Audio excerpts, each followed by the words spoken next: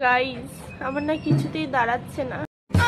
Disclaimer, मेरी आप सबसे गुजारिश है ये वीडियो सिर्फ एंटरटेनमेंट के लिए। আরে ভাই তারপরে কি হলো? মানে ধরে পথে ভরে দিল, মানে কোনো জিজ্ঞাসা করার কোনো সিন নেই। আমি যদি তোমার হাতে ধরতে পেতাম তাহলে আমিও ভরতে পেতাম। रहा नहीं जाता। হ্যাঁ তো গাইস আমার চ্যানেলে যারা নতুন এসেছে ভাই তারা টুক সাবস্ক্রাইব করে দাও। চলো ভিডিওটা শুরু করা যাক।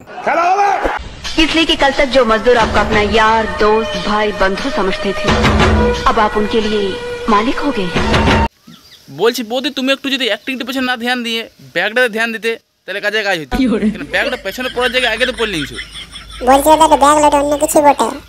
বলেন কি? মানে ওটা ব্যাগ লয়, ওটা তাহলে কি বটে? দেখে বুঝতে পারছি না এটা কি বটে, এটা বড় লাউ বটে। Oh my god! Sorry guys, my mistake.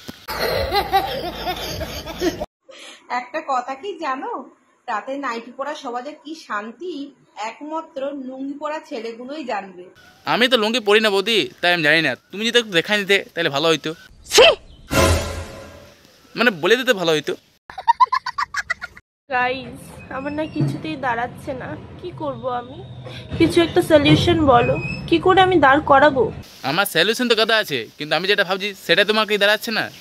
হ্যাঁ তোমরা যেটা ভাবছো তাই, কিছুতেই দাঁড়াচ্ছে না। তাহলে সকাল বিকাল সন্ধ্যা 3 বার মুখে নাও। আর খাবার খাবার